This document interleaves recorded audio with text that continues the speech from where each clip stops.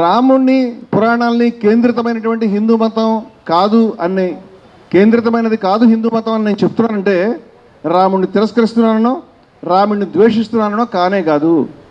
చాలామంది అర్థం చేసుకోవాల్సిన విషయాలు ఏంటంటే, ఇక్కడ రాముడు అనేటువంటి శబ్దాన్ని అనేక మంది అనేక అర్థాల్లో వాడతారు. మన ఉపనిషత్తులు సర్వానికి మూలమైనటువంటి అక్షరతత్వాన్ని బ్రహ్మం అన్నాయి, అవి ఆత్మ అని కూడా అన్నాయి. ఏమీ అనడం ఇష్టం లేక తత్ అంటే అది అన్నాయి. తత్వమసి అది నువ్వే అని అన్నాయి. అంచేత బ్రహ్మము, ఆత్మ, తత్ ఇలాంటి శబ్దాలు సూచిస్తున్నటువంటిది ఒకే ఒక అక్షరతత్వాన్ని. చాలామంది పెద్దలు రామశబ్దాన్ని కూడా అలా వాడారనే మీ దృష్టికి తీసుకొస్తున్నాను. రాముడు అంటే చరాచర సృష్టికి ఆధారభూతమైనటువంటి అక్షరతత్వము. రాముడు అంటే చరాచర సృష్టికి ఆధారభూతమైనటువంటి పరమతత్వము అనేటువంటి భావనతో, బ్రహ్మం అనేటువంటి భావనతో, ఆత్మ అనే భావనతో అనేక మంది వాడారు. కబీరు రాముని గురించి వాడినప్పుడు కబీరు పౌరాణిక రాముని గురించి, పురాణంలో వర్ణించిన, రామాయణంలో వర్ణించిన రాముని గురించి మాట్లాడడం లేదు. అక్షరతత్వమైనటువంటి రామతత్వాన్ని గురించి మాట్లాడుతున్నాడు.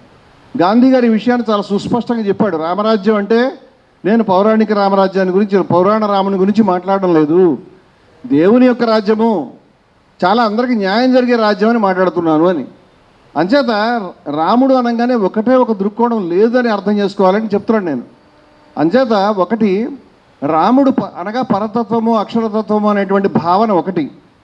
అలాగే రాముడు దేవుడు, ఆయన దగ్గర అంత న్యాయమే ఉంది అనేటువంటి ఒక కోట్లాది మంది యొక్క విశ్వాసము, భావన ఒకటి. రెండు, వాల్మీకి రామాయణంలో ఉన్నటువంటి కథలు, వర్ణనలకు సంబంధించిన విషయం ఒకటి. వాల్మీకి రామాయణంలో ఏముంది నిజంగా ఎంతమంది చదివారో తెలియదు. వాల్మీకి రామాయణం లోపలికి వెళ్ళేవాళ్ళు కాదు. చాలామంది అనేక రామాయణాలు మన మధ్య ఉన్నాయి. అది భాస్కర రామాయణం, మొల్ల రామాయణం కానివ్వండి, ఉత్తర భారతదేశంలో తులసి రామాయణం కానివ్వండి, లేదా కమ్మ రామాయణం కానివ్వండి, కొన్ని వందల రామాయణాలు ఉన్నాయి. ఈ రామాయణాల్లో చిన్న వేరియేషన్స్, పెద్ద వేరియేషన్స్ కూడా ఉంటాయి. జనబాహుళ్యంలో రాముడికి సంబంధించినటువంటి అనేక గాథలు, కథలు, పాటలు, ప్రస్తావనలు ఉన్నాయి. అంచేత ఇక్కడ మనం మాట్లాడుకుంటున్నప్పుడు నేను ఈ విషయాన్ని చెప్తున్నాను. గతంలో కూడా నేను ఈ విషయాన్ని ప్రకటించి ఉన్నాను. I will repeat all this again. ఏమిటంటే, నేను ద్వేషాన్ని, అసమానత్వాన్ని వ్యతిరేకిస్తున్నాను. ద్వేషము, అసమానత్వము అది వేదంలో ఉన్నా, పురాణంలో ఉన్నా, స్మృతుల్లో ఉన్నా, ఎక్కడెక్కడ ఉన్నా అంశాలని మేము వ్యతిరేకిస్తాం, మేము కట్టుబడం. అటువంటి ద్వేషాన్ని, అసమానత్వాన్ని చెప్పే సూత్రాలకి, వాటి కట్టుబడిన హిందువులు మేము కాదు అంటున్నాం. ఇలా అంటున్నాం అంటే అక్కడ ఉన్నాయని కాదు, ఉంటే అని చెప్తున్నాం. మాకు అవగాహన అయినంత వరకు మన ధర్మంలో ప్రధానమైనటువంటి వేదం కానీ, ఉపనిషత్తులు కానీ, వీటిల్లో అసమానత్వం కంటే సమానత్వానికే పెద్దపీట వేశారు. ఋగ్వేదంలో సమానత్వ సూక్తాన్ని చెప్పారు. ఉపనిషత్తు సర్వము ఈశ్వరమయమని ప్రకటించింది. ఈశావాస్యమిదం సర్వం యత్కించిత్ జగత్యాం జగత్ అని ప్రకటించింది. సమస్తాన్ని తన ఆత్మలో చూడమని ప్రకటించింది. అంచేత తతోన విజుగుప్సతే, ద్వేషం లేదు అని ప్రకటించింది. ఈ అద్భుతమైనటువంటి ఈ ధర్మం ఏదైతే ఉన్నదో, ఈ ధర్మాన్ని మేము అదే విధంగా అవగాహన చేసుకుని ఉపనిషత్తుల యొక్క సర్వము ఈశ్వరతత్వాన్ని దర్శించగలిగేటువంటి తత్వం కానివ్వండి, సమస్తంలోనూ ఈశ్వరత్వాన్ని దర్శించగలిగినటువంటి తత్వం కానివ్వండి, ఆత్మతత్వం అంటారు దాన్ని, ఆత్మతత్వం, ఇది మన ధర్మం యొక్క కేంద్రం అని మా అభిప్రాయం. అందువల్ల మేము ఈ విషయాన్ని చాలా కాలంగా చెప్తూ ఉన్నాం, మా రచనలో కానీ, మా ప్రచురణలో కానీ. నేను ఎక్కడైనా జై శ్రీరామని కానీ, సీతారామని కానీ అంటున్నానంటే అక్షరతత్వాన్ని, పరతత్వానికి జేజేలు పలికేందుకు మాత్రమే అంటున్నాను అని చెప్తున్నాను నేను. దాని అర్థం రామాయణంలో ఉన్నట్టు ప్రతి మాటని, ప్రతి లైను నేను అంగీకరిస్తున్నాను కాదు. నాకు తెలిసి చాలామంది అంగీకరించిన ఈ విషయాల్ని, చాలామంది తెలియదు ఇది. ఈ మాట చెప్తే ఇట్ ఈస్ నాట్ బ్లాస్ఫెమీ, దైవదూషణ కాదు. మరొక విషయం అంటే, రామాయణంలో అనేక ప్రక్షిప్తాలు ఉన్నాయనేది నేనే కాదు, పండితులు అందరూ చెప్తారు, సంప్రదాయకులు చెప్తారు, అసంప్రదాయకులు కూడా చెప్తారు.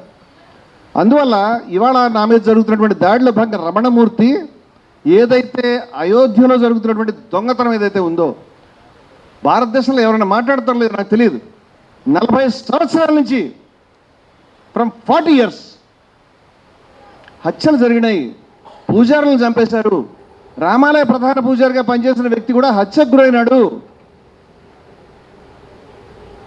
అలాగే రామాలయ ఉద్యమంలో ప్రధానమైన పాత్ర పోషించిన నిర్మోహి అఖాడాకు చెందిన వాళ్ళు ఎప్పటి నుంచో ఇక్కడ డబ్బులకు సంబంధించి గోల్మాల్ జరిగింది, లూటీ జరిగిందని చెప్తున్నారు. 2017లో సంత్ సీతారామదాస్ గారు 1400 కోట్ల కుంభకోణం జరిగిందని చెప్పాడు. 1989, 1990లోనే బాబా లాల్దాస్ గారు ఈ విషయాల్ని చర్చ జరగకూడదని, ఈ విషయాలకు సంబంధించినటువంటి చర్చ జరగకూడదని చాలామంది కోరుకుంటూ ఉన్నారు. ఈ విషయాలు మేము మాట్లాడుతున్నామని మా మీద బ్రాండింగ్ చేయడానికి ప్రయత్నం చేస్తూ ఉన్నారు. అంచేత రామాలయ ఉద్యమానికి సంబంధించినటువంటి మేము చేస్తున్నటువంటి ప్రతిపాదనలు ఏవైతే ఉన్నాయో 40 సంవత్సరాల నుంచి ప్రజాస్వామికవాదులు, విజ్ఞులు ఈ మాటలు వినాలని నేను కోరుకుంటాను. 40 సంవత్సరాల నుంచి బాబా లాల్దాస్ గారు ఏ విధంగా చనిపోయారు, వారు రామాలయ ప్రధాన పూజారి, వారు చనిపోకముందు కోట్ల రూపాయల నిధులు గోల్మాలయ అని ఎందుకు చెప్పారు 89-90లో. అదేవిధంగా ఆయన రాజకీయ జోక్యాన్ని, రాజకీయ నాయకులు మతంలో జోక్యం కల్పించుకోవడానికి వ్యతిరేకించి అమానుషంగా తుపాకీ కాల్పులకు గురి చనిపోయినాడు ఆయన. అలాగే వీరు నిర్మోహి అఖాడా యొక్క బాధ్యులు, వారి యొక్క ప్రతినిధి సంత్ సీతారామదాస్ గారు 1400 కోట్ల రూపాయల కుంభకోణం. ఇవేమి మాట్లాడలేదు యూట్యూబర్లు, నన్ను విమర్శించే వాళ్ళకి ఈ దృష్టిలో ఇవేమి విషయాలు కాదు. 1400 కోట్ల రూపాయల కుంభకోణం జరిగింది. రామాలయంలో ప్రధానమైన రామాలయ ఉద్యమంలో ప్రధాన పక్షంగా ఉన్నటువంటి నిర్మోహి అఖాడా, వీరిని తర్వాత ఎవరైనా వస్తారు కానీ వీరి ముందు ఎవరు రారు. ఈ నిర్మోహి అఖాడా ప్రతినిధులు చెప్తూ ఉన్నారు కదా, హనుమాన్ గడి మహంత్ అయినటువంటి జ్ఞానదాస్ గారు ఇటువంటి దొంగతనాలు జరిగినాయి, విద్వేషాన్ని పెంచారు, రాజకీయ జోక్యం ఉందని మొత్తుకుంటూ ఉన్నారు కదా. రాజకీయాలని మతంలోకి తీసుకురావద్దని బాబా లాల్దాస్ గారు ఆ రోజే ఆయన బాధపడ్డారు కదా. బాబా లాల్దాస్ గారు ఆద్వాని గారి రథయాత్ర ఆపమని, ఈ నిధులకి రాజకీయానికి డబ్బులు సంపాదించుకోవడానికి రాజకీయానికి రాముడిని వాడొద్దని ఆ రోజే కోట్ల రూపాయలు విదేశాల నుంచి వచ్చాయని బ్యాంక్ అకౌంట్లో చెక్ చేయమని చెప్పారు కదా. బ్యాంక్ అకౌంట్లకు సంబంధించి నోటీస్ ఇచ్చినటువంటి ఇన్కమ్ ట్యాక్స్ అధికారి విబి గుప్తా అనేటువంటి వ్యక్తి అనేకమైనటువంటి బెదిరింపులకి లోనై చిట్ట చివరికి సస్పెండ్ అయినాడు కదా, విహెచ్పికి నోటీస్ ఇచ్చినటువంటి వ్యక్తి. ఈ విషయాలను నేను ప్రస్తావించినట్టు ఎవరైనా ప్రస్తావించడం నాకు తెలియదు. ఆ తర్వాత ఏ విధంగా రాజకీయాల్లోకి రామాలయాన్ని ఉపయోగించుకున్నారు, అదేవిధంగా 1989-90 నుంచి మొదలుపెట్టుకుని ఏ గుడికి చరిత్రలో వసూలు చేయని విధంగా ఇవాళ ఎంతసేపు ఈ కుంభకోణం జరిగిందంటే కేవలం ఈ మధ్య ట్రస్ట్ ఏర్పడిన తర్వాత గత 2 నెలలు 3 నెలలు జరిగిన విషయాలే మాట్లాడుతున్నారు కానీ 40 సంవత్సరాల నుంచి జరిగిందని ఎవరు మాట్లాడడం లేదని నేను బాధపడుతున్నాను.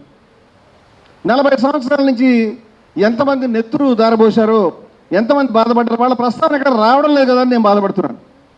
మరి వాళ్ళు చేసినటువంటి ఆరోపణలకు విలువ లేదా? నిర్మోహి అఖాడా హిందూ వ్యతిరేక అవుతుందా? బాబా లాల్దాస్ గారు రామాలయ ప్రధాన పూజారి అవుతారా? 50 నుంచి 60 మంది పూజారుల్ని అయోధ్యలో హత్య చేశారని ఆయన 89-90లో చెప్పారు కదా. వాళ్ళ పేర్లు కూడా మనకి నెట్లో దొరుకుతూ ఉన్నాయి, వాళ్ళు చెప్తా ఉన్నారు కదా. ఆ విషయాలపైన ఎవరు ఎప్పుడు చర్చించరా? వాళ్ళందరూ హిందూ వ్యతిరేకులేనా, వాళ్ళందరూ దేశ వ్యతిరేకులేనా? ఇవన్నీ ప్రశ్నలు నేను వేస్తూ ఉన్నాను. అదేవిధంగా ఈ చర్చలో ఆ రోజే నేను ఈ విధంగా రాజకీయాలకి రాముడి బొమ్మని మోదీ గారి పక్కన ఉపయోగించవచ్చునా,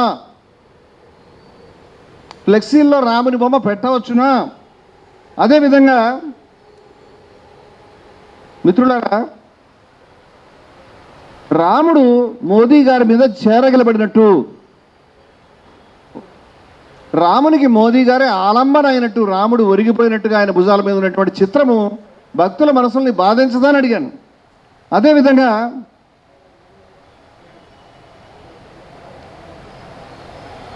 రాముడికి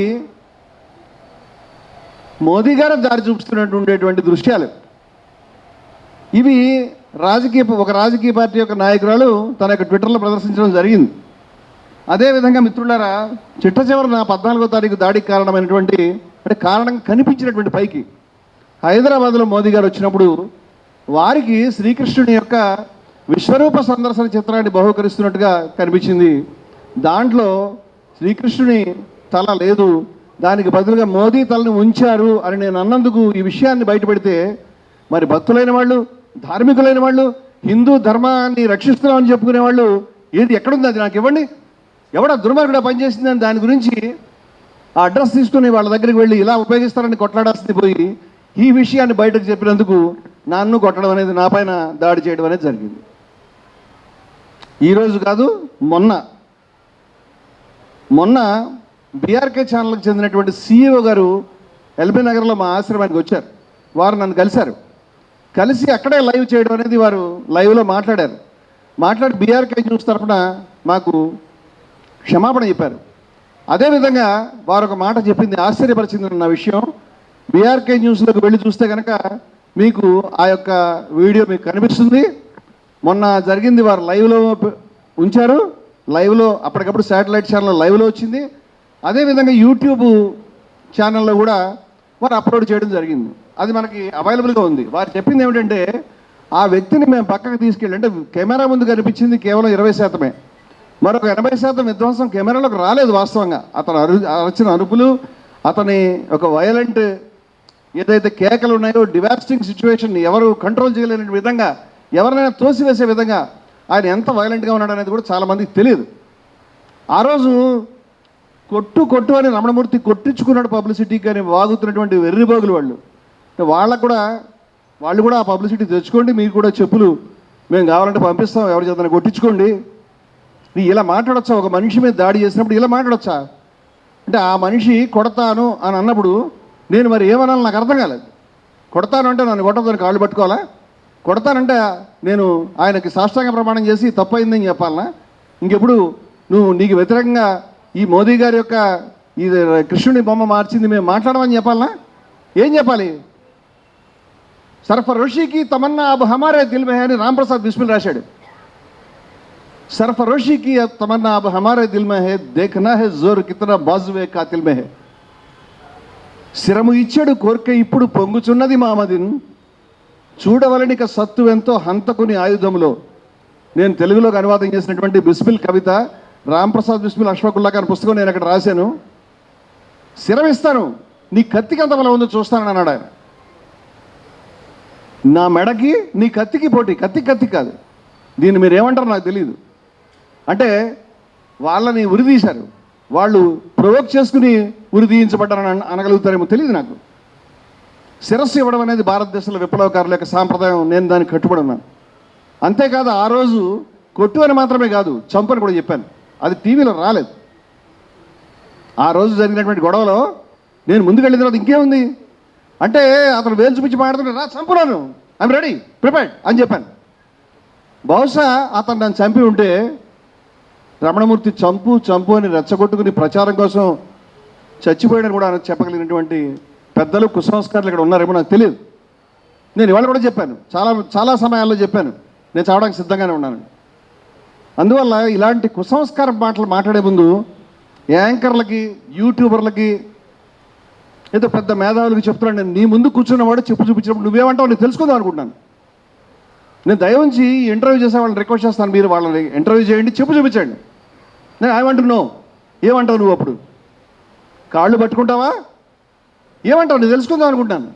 చాలా తాపీగా చెప్పు ఇంకోళ్ళ మీదకి వెళ్ళింది కదా అని నవ్వుతూ విలాసంగా ఆయన బయట కొట్టాల్సింది, ఆయన ఆఫీస్ దగ్గర కొట్టాల్సిందని చెప్తున్నటువంటి వాళ్ళు చాలామంది ఆయన పేరు తీసి ఆయన సెంటర్డ్గా పోరాటం చేయట్లేదని చెప్తున్నారు. ఆయన ఈ మొత్తం ఈ విద్వేషం వికృతమైనటువంటి పర్వర్టెడ్, కమ్యూనల్లీ పర్వర్టెడ్, దుర్మార్గమైనటువంటి సైన్యం ఏదైనా ఉంది, దాంట్లో ఒక చిన్న రేణువు ఆ సముద్రంలో, విద్వేష సముద్రంలో ఒక చిన్న బిందువు. అతను మీద టార్గెట్ చేయాల్సిన అవసరం కానీ అంత వెర్రితనం కానీ నాకు లేదు. నాకు తెలుసు ఏ ఐడియాలజీ మనుషులు అలా చెడగొడుతుందో.